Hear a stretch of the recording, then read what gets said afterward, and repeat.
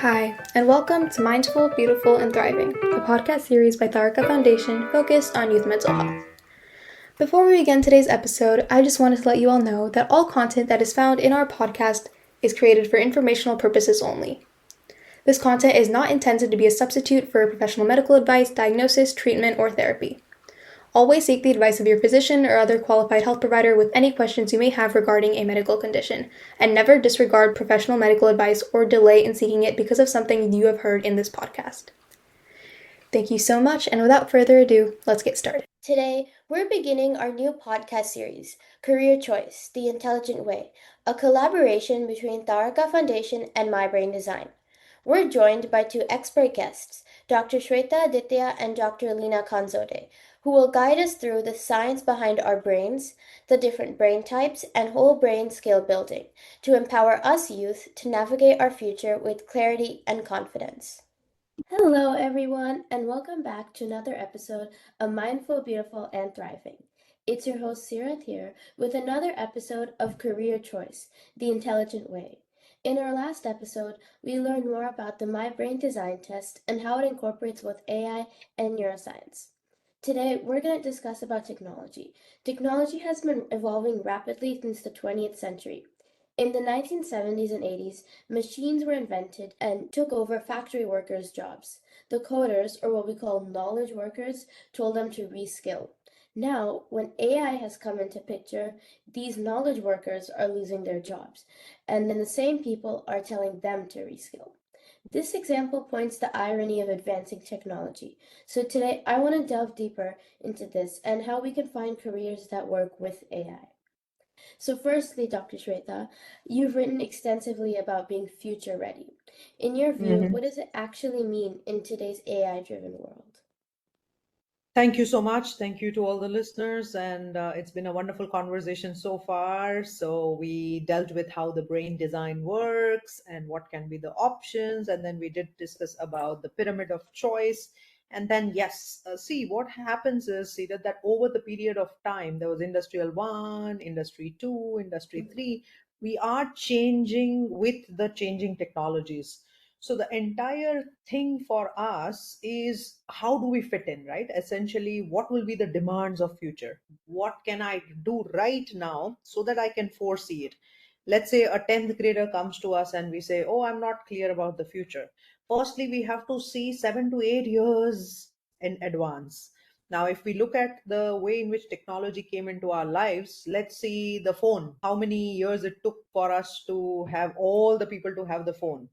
Look at how the internet came in, look at how now the AI is catching up. So slowly and slowly, the time that the technology is coming, the time is shortening. So the technology is advancing at a rapid pace, and hence it is very important for us to think about the future right now, not, we'll see what happens in the future.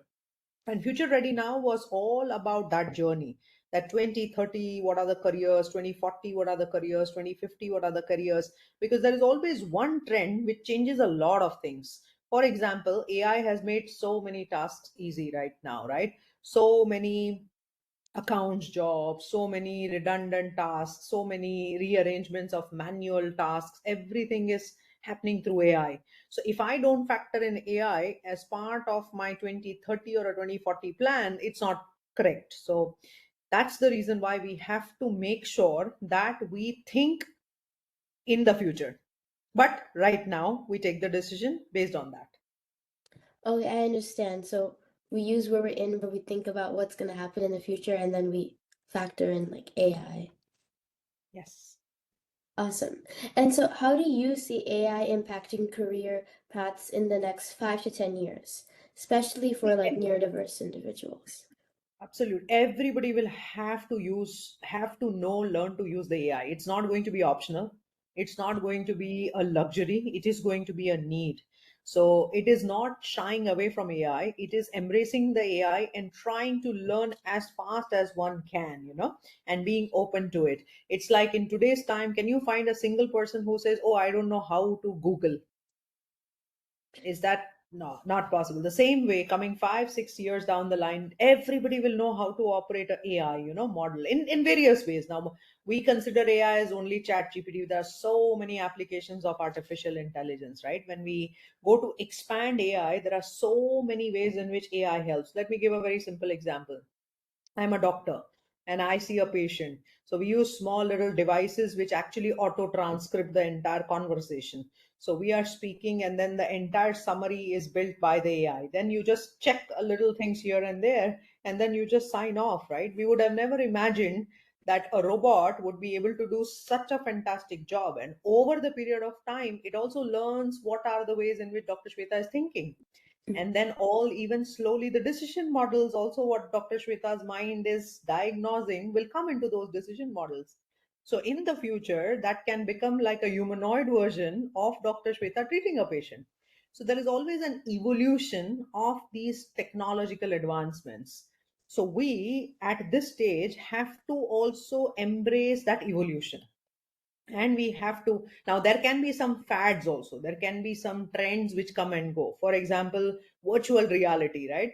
There's a lot of talk about virtual reality, but how many people were actually able to use virtual reality? However, there are industries such as, for example, aviation training. Now you want to deliver a certain training where you can't always have a direct hands-on training, having a plane or something, but you can do it very efficiently through haptics and through the use of VR and AR, augmented reality. So there'll be certain things which will come as trends and then just come and go. But certain things will become part or the hardcore of the technological advancement. I think AI is one such thing in any form, in various forms and in any form. That was good. And you said an important word like embracing it rather than just like not using it, because as we move into like the next few years, everyone's using AI. So it's like kind of Yeah. you're left out. Absolutely, absolutely. See, now let me give some more examples. Mhm. IoT, Internet of Things, very simple looking thing, but look at the applications. I mean, we are talking about in a hospital setting where automatically the blood pressure is taken, the glucose monitors are there, all the evaluation is happening on the cloud. Somebody else, third party, is sitting and watching that cloud. You're having a device which goes with the patient.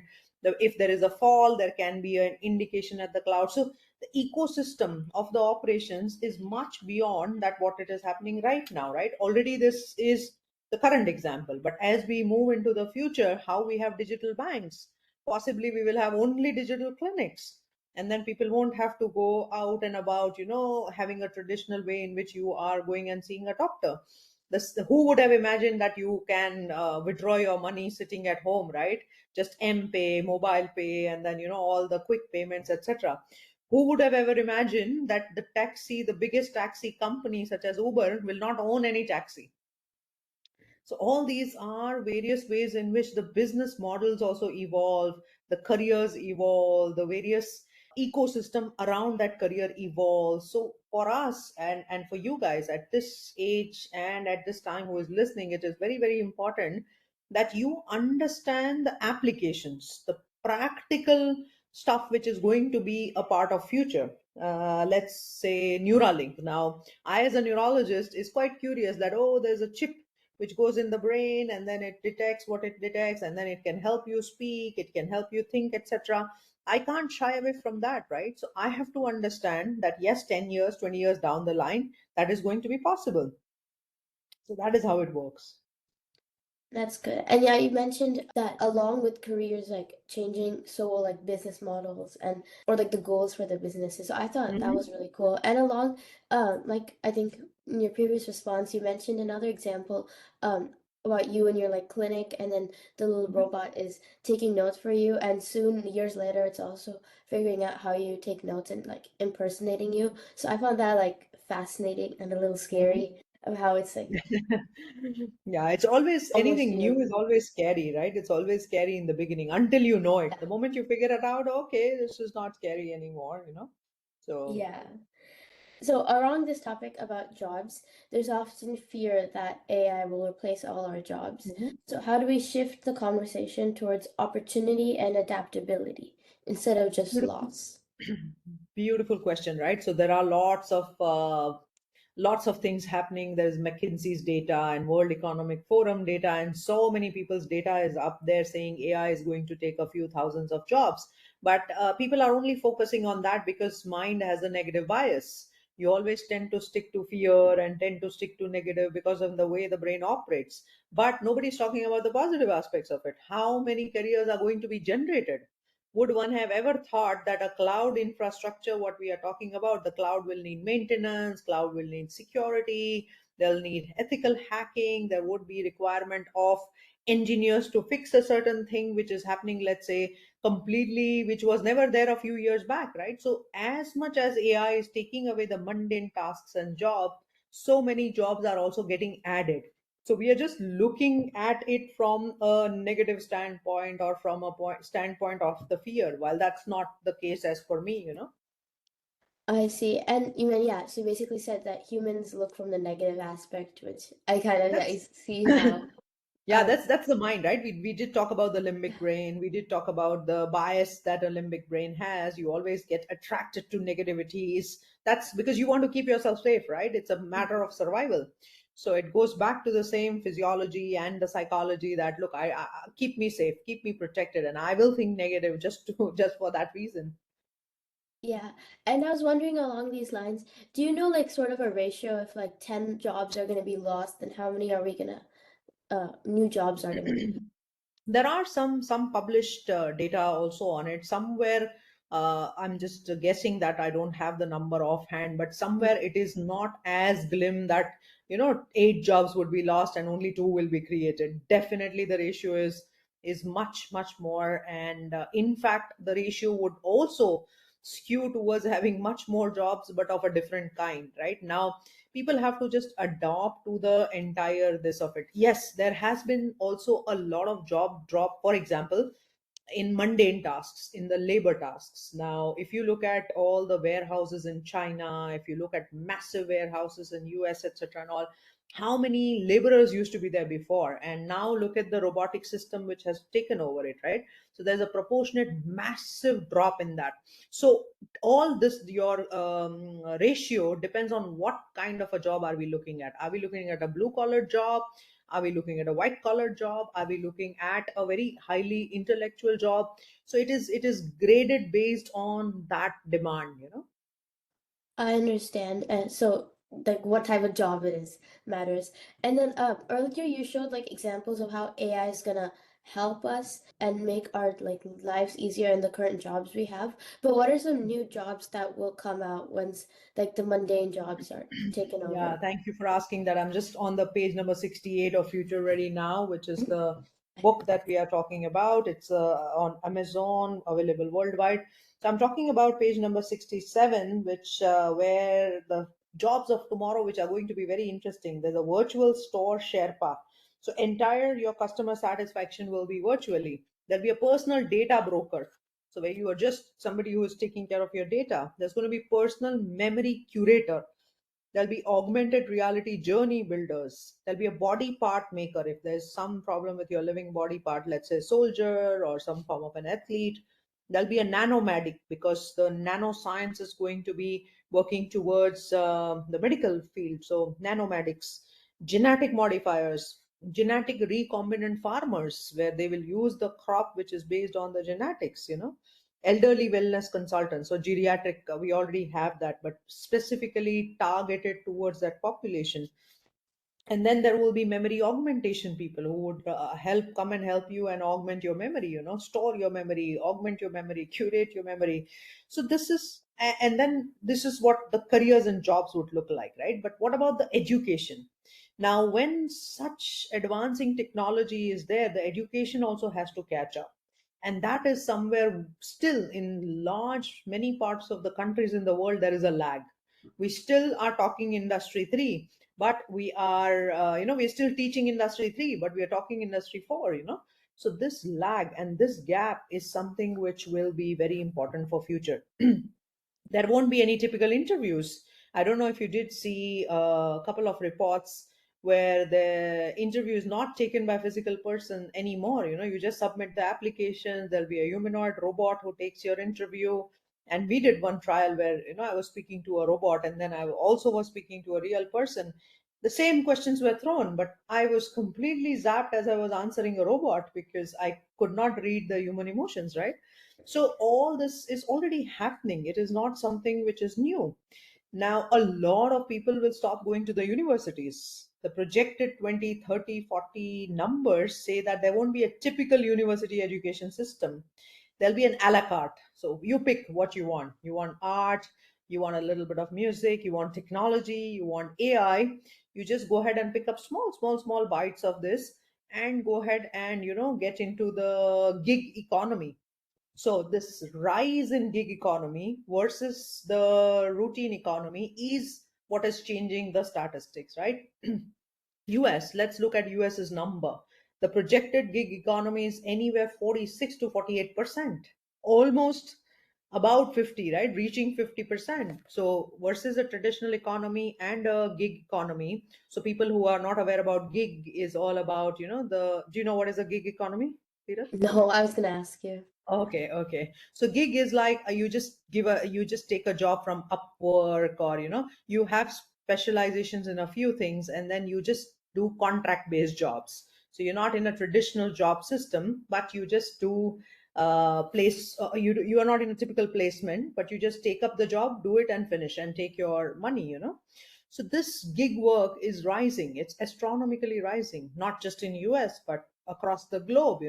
So Fiverr and all the platforms such as Upwork and everywhere where you see people, those are gig workers, not just in technology, not just in consultancy, but also nowadays a lot of very highly qualified professionals are also doing that. There would be a fractional CMO, so a chief marketing officer who would go to a certain company as fraction.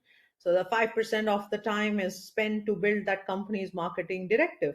So then fractional CFOs, fractional CEOs. So all this was not there early on, but with the collapsing boundaries and being more digitally able, we have been seeing this trend.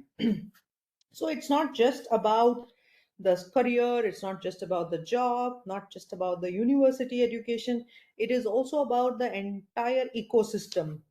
Who would have ever wondered that you would be able to pay or a P2P through a Bitcoin, a digital currency, right? A currency where there is no backing, there's no banking, there's no centralization. It is completely sealed and locked. Nobody can crack it. It's a complete peer-to-peer transaction. So all this was never thought of, and that is what we are going to see as we go forwards. Now, I live in Dubai, and certain real estate companies actually also accept cryptocurrencies. So you can actually pay and buy your home also with a cryptocurrency. That's really cool. And then you also mentioned that like not only will jobs change, but everything around your career will change, so your education and all. And then in the very beginning you mentioned Industry 3 and Industry 4. Could you go into that? So traditionally, we started with a very basic. What did we have from, let's say, evolution? When there was coal, there was gas.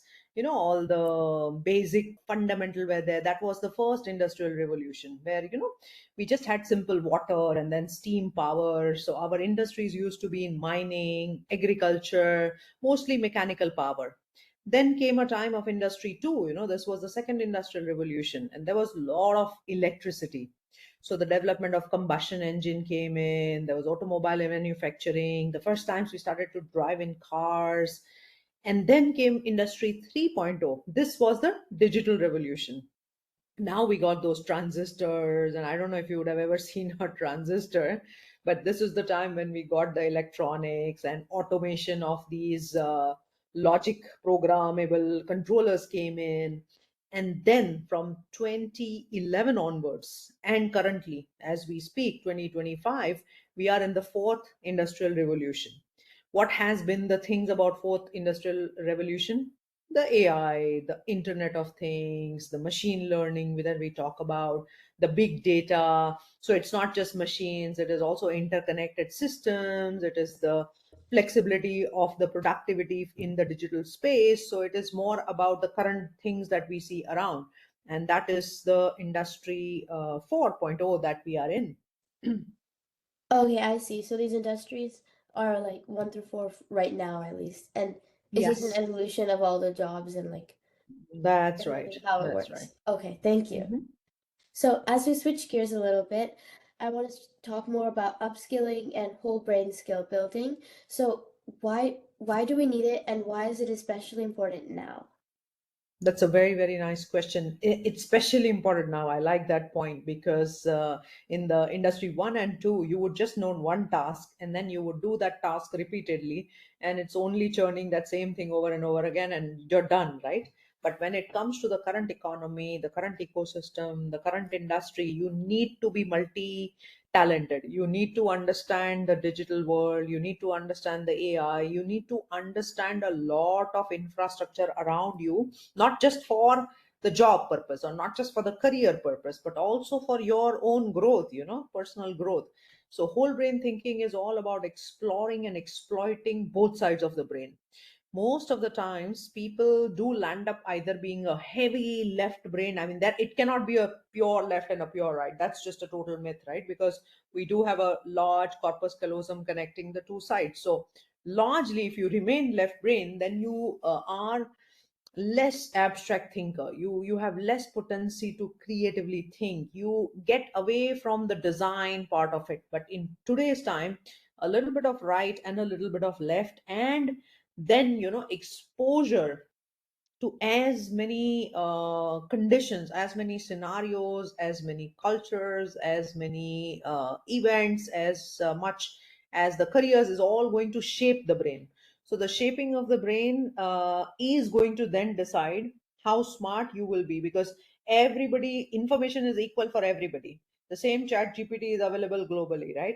The same Google is available for all of us globally. Then what is the difference that will decide between a Seerat who's sitting in, let's say, in San Francisco versus a Shweta which is sitting in Dubai, right?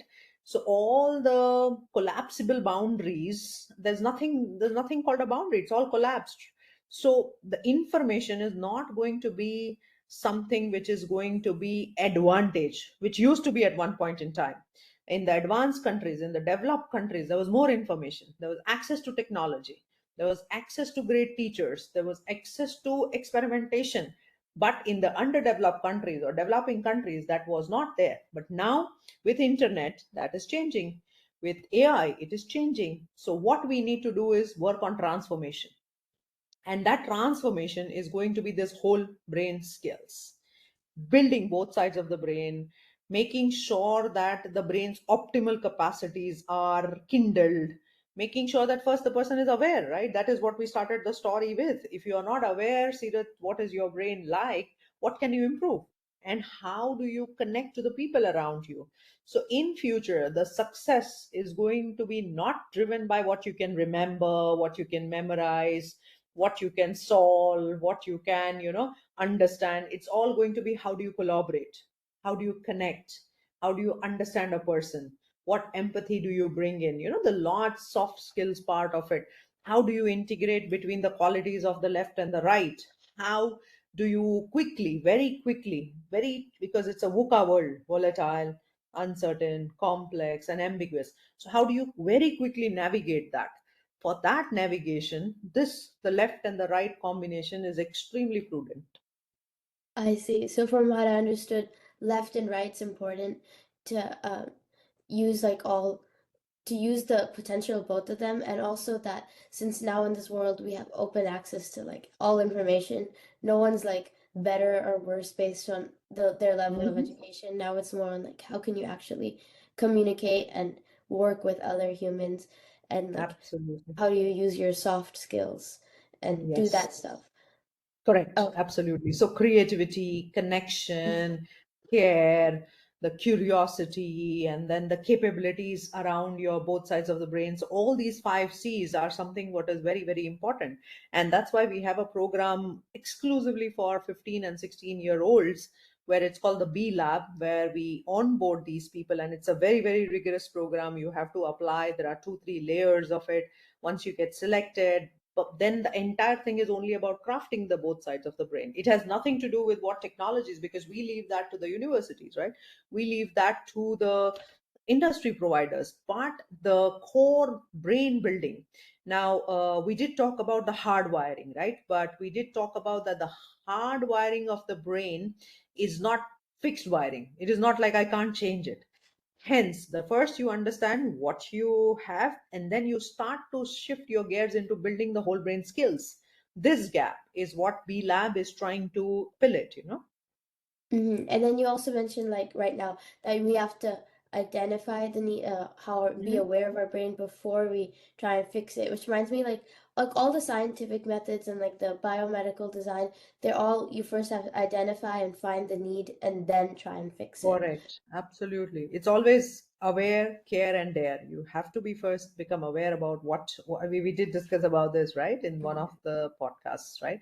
So unless you are aware what you are building, what you can measure, you can monitor, you can manage. It's a very simple fundamental. Yeah, and I like the little way to remember it. Care, no, Aware, aware, care, dare. care, and dare. Yes. Nice. So, what are some ways each brain type can stretch themselves in day-to-day activities? So very nice question. Now, let me give you some scenarios and examples, okay? For example, let's assume hypothetically, I really don't know, but let's say your mom is very left brain, left upper type 1, very demanding, wants data, always things have to be correct, uh, placed. Every single thing in your house has to be appropriately placed. You have to be listening to her all the time. And imagine that you are not type 1, you are somewhere type 4, where you're very flamboyant, you like to do all the fun around, and things are all over the place. Now, what will happen between you and your mom? There's conflict. It's going to be a Yes, so lot of there'll be conflict. nagging from the mom because she wants everything to be all right, appropriately placed. But then that's not your nature. That's not your primary brain's preference. So you ought to always think that, why is my mom nagging? Why can she not see that it is all right if this stuff is lying out here? So there would be a natural conflict. Now, both are right in their own ways, right? You're also Mhm. right because you are behaving from your brain preference and your mom is behaving from your brain preference. Now, until the time you know that these are two different brains who are fighting for their presence, and it's not really that I want to always scold Seerat or I want to nag Seerat, right? So that is where the entire chemistry changes. So in everyday life, not just understanding what your brain preference is, but starting to predict from the clues, from the predictions, from the way the person is talking, from the way the person is sitting, from way the person is presenting something, you quickly form a small little predictive method in your mind that, oh, I think I'm dealing with somebody who is an upper brain, who's all about analysis, and then who is a lot about creativity and imagination. So you present your stuff, you start mirroring that person.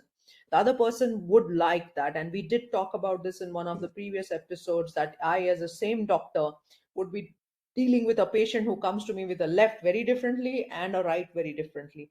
And finally, it's only my way of communication which I have fine tuned or altered, while the same stuff is being delivered in two different ways, right?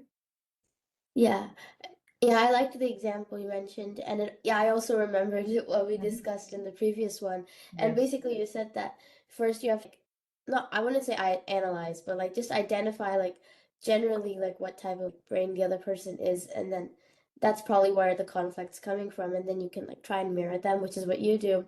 And I found it a little fascinating that you said that you can figure out their brain type based on how they're like sitting and doing like normal day-to-day things, because I never thought that sitting can show how you Yeah. think. Yeah, the way the body language is, the way the sitting, the way the desk is kept. Forget sitting and everything. The moment you enter a space, if it's too cluttered a space, if there's too much of color, if there's too much of flamboyantness, you immediately know that you are largely dealing with a person who's right brain, right? And that is the beauty of it, that you can predict, and then you can also stretch yourself situationally. It is not about immediately growing my right brain just to appreciate that, right? But in a situation, if I'm a left brain and if I situationally stretch myself into it, my life is done, because the other person will feel good about it, because now you're trying to mirror that, and the person also feels safe, because you don't want to unconsciously or subconsciously be talking to somebody who is conflicting, and that's a nature's way of getting together. Yeah, so not only does it help us, but the other person we're talking to. Yeah, absolutely, absolutely. And if you do remember, we did talk about the sorts, right? So if we do keep in mind the strengths and the opportunities and the resistances, and then the techniques in which we overcome those sorts, life is very, very easy. And different brains would behave differently, and then each brain would have their own sort. So my job as a person who understands this science would be that let me always have a way in which I keep whole brain science always applicable. If I'm presenting, I make sure that there's a lot of variety, there's a lot of humor, there's a lot of touch and connection, there's a lot of process, and there's a lot of data. So I don't miss any of the brain when I am presenting, right? If I only talk completely vague things, if I'm only very abstract, I would lose the left brainers. So every time when I'm presenting, when I'm talking in a meeting, when I'm talking to you guys, when I'm delivering a podcast, you do make sure that you walk around, and that's called the walk around approach in the brain. So that each time you go clockwise, so you go from your type 1 to 4 to 3 to 2, so you don't miss any of the quadrants of the brain. Yeah, I like that walk around method. I'm gonna try doing that where in any of my presentations now, I make sure Yeah, I address all the brain types. correct, And then we just correct. talked about how we can like grow and go in the brain types that we're not much like dominant in. Like we mentioned, if we're a right brain and some other person's a left brain, we can try and like mimic their left brain to help them. That's right. So now that's like how we can change or like improve, but how can we grow and advance in our dominant brain type?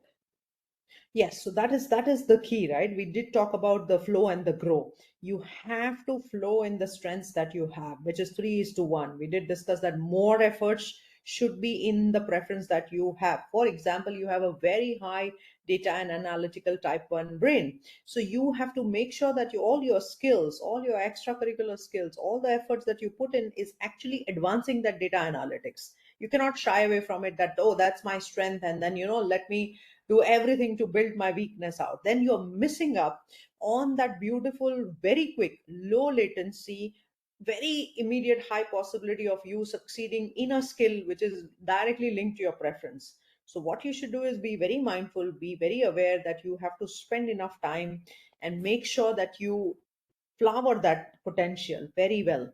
And also in future, try to navigate your career around it, try to navigate your entire job ecosystem, not just the even the university, the place of university, the way you do your extra classes, courses, everything around it.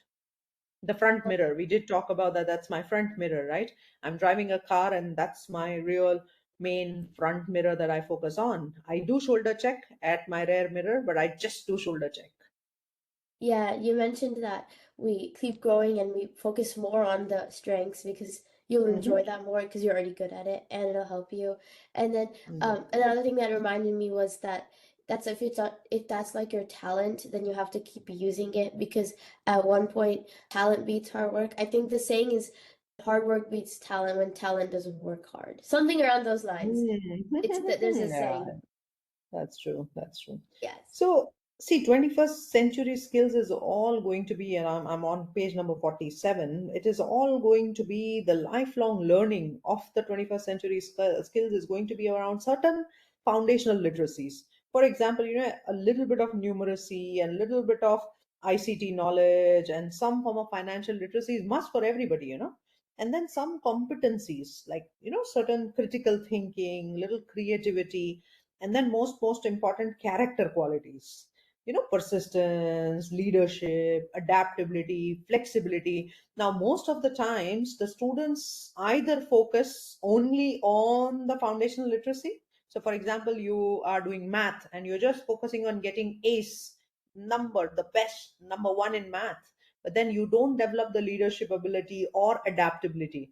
So tomorrow, what will happen is in a job setting, yes, you got the top academics and you went into the top university, you went and came out in the top industry, you were number one, but some challenge will come. You will not be able to adapt it and flex your muscles there because you never developed that, right? You were just focused on hardcore mathematics as your ability. Hence, it is very important to not just have the foundational literacy, but also build your competency and your character quality. And that is nothing but building the whole brain. Yeah, I liked how you gave that example. So not only does your like academic part, you need to have strong academics, but also your how you work with others, your qualities, characteristics, and again what we mentioned like soft skills. Correct, correct. And this is the best, future proofing technique, that if you really have to, because now I think Gen Alpha, and then we are going to talk to Gen Beta, who will also be coming in next. So there's there's a completely, absolutely a very digitally able generation that is going to be part of our conversations in future. So that this kind of an approach is going to save the entire generation, not just, few people. And so as we switch topics a little bit Mhm. to like neurodiversity and your typical brains, what's the difference between their brain types or brain patterns? So, yes, so neurodiversity, people generally understand that there is a defect, and then this is, something which is a challenge. But, what I feel is every brain is unique. If you look at any kind of neurodiverse, there would be something which will be very ably present in that person also. Now, obviously, when the brain is forming, there can be certain structural issues, certain functional disintegrity, functional problems, because of which the entire brain is not able to fully function. For example, some people cannot have good speech, they cannot read, they cannot write. So, dyslexia, dysgraphia, dysphasias, all this can mean an autism, what we call a huge now spectrum called autistic spectrum disease, so or disorder.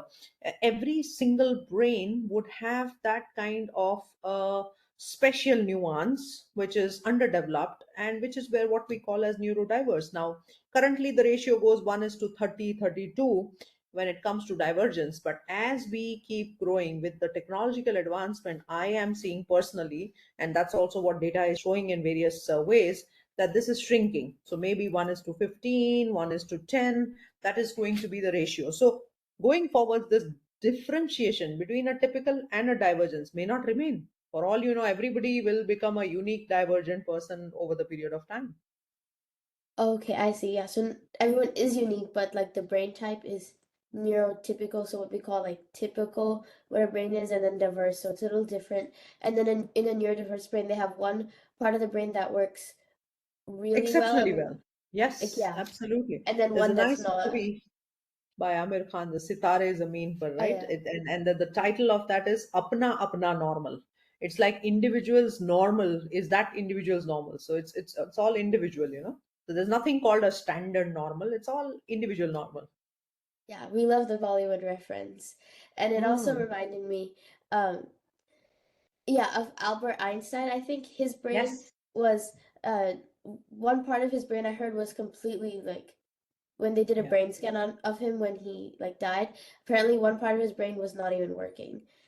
Yeah, so Einstein's brain was actually stolen by a pathologist. So this pathologist was actually waiting to steal Einstein's brain because he was quite curious to know what is going on in his brain.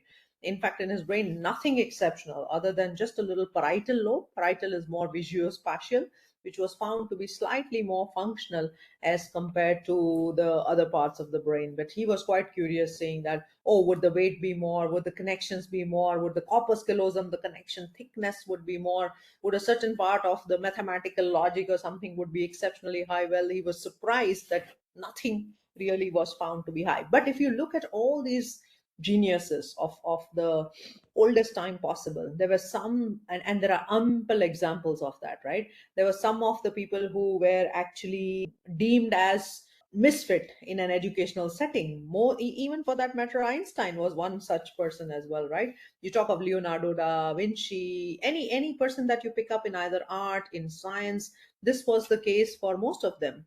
So would we say that, neurodivergence is something that is not good, or something that is not acceptable, or something that needs work, etc., whatever, but that's it's all perception. Yeah. And then what would you say is like the best careers for neurodivergent students? See, when it comes to the neurodivergence, so in fact, a lot of people would have also Asperger's, which is a very high intellectual version of the autistic spectrum, right? So their mathematical abilities would be genius level. They would be able to have certain calculation abilities and all, which a normal person would not deem to have that, or even get the art of developing that. So the teacher or the student, I mean, the entire educational ecosystem has to figure that out, and then the teachers have to work the way around it. It has to be very customized, very, very personalized, because you're not putting them into any of the typical scoring systems, or you're not putting them into the typical entrance tests, etc. And also a very special pathway, curated one, depending on that person's talents, should be figured out. Oh, I The see. world So is changing. basically, I think people are now, inclusivity is all over. Not just, I think US is very good at that, but I think all over, if you look at the entire world, it is all an inclusive education, right? The SEN departments are very good when it comes to having a curriculum, approach, a proper way to guide. So yes. yeah, I see. So you mentioned that every brain's different, so it'll be different for each of them, and not only will their like the careers be different, but also like how they learn and the like path in which they learn. Like Yes, they'll need yes. customized learning. Yes, the learning, the studying, the way of examination, the way they can express. Now, for example, a child who's exceptionally intelligent but just does not have the verbal output, who cannot speak. So, can do, maybe the test or the evaluation is very different for that child. Possibly he can write, possibly he can present it in another way. So, the entire ecosystem again has to figure out how best to help that kid. I see, yeah. And like they say, like a village, it takes a village to raise a child. So you need like the Hmm. help from the teachers and everything to Yes. change and give a personalized route for them. Yes. Yeah, I like that you are the new generation person, but you still quote the old generation quotes. I mean, old is gold, right? It Yeah, definitely takes a village to raise a child, because you need multisensory exposure, you need that many brains interacting, you need that much of mirroring to happen, you need all those qualities to be imbibed, which the child is seeing in various different people, and hence, the more and more nuclear families that we are going into, the subnuclear that we are going into, the more and more chances of neurodivergent kids that we will find. It's directly proportional to the society's collapse that we are seeing, unfortunately. awesome. Yes. Yeah, and I do quote the other ones. And that actually just reminded me of the correct quote for the talent and hard work. It was hard work beats talent when talent doesn't work hard. Yeah. Yes, that's true. Yeah, so thank you, Dr. Shweta, for another successful podcast. I learned a lot, and I'm starting to implement the walking through method when we Yes, have walk around presentation. approach. Walk around Yes. method. Yes. So you And I do ask the question what, you do ask the question why, you do ask the question how, and you do ask the question who, and then you present you whatever you want to do, may it be a presentation, even your exam paper, the way you write your exam paper, because your assessors, the teachers, are going to use one of those brains. So if you write bullet points, very neat summary, you highlight certain points, then you are taking care of both the right and the left side. okay, that's actually a good one. I'm gonna do that for my next test. And I like, Yes. so you have to ask what, Hmm. how, why, and who. Who? And that gets Yes. all four. Yes, that's right. Awesome. Thank you so much for spending your time today. I learned so much today, and I hope our audience did too. Sounds good. Thank you so much to you, and thank you to Taarika Foundation and all the viewers and listeners. You are listening to Mindful, Beautiful, and Thriving, a podcast series by Taarika Foundation. As part of our youth series, we will be releasing new episodes every Friday, so make sure to continue to check those out. We hope you enjoyed this podcast, and thank you so much for listening.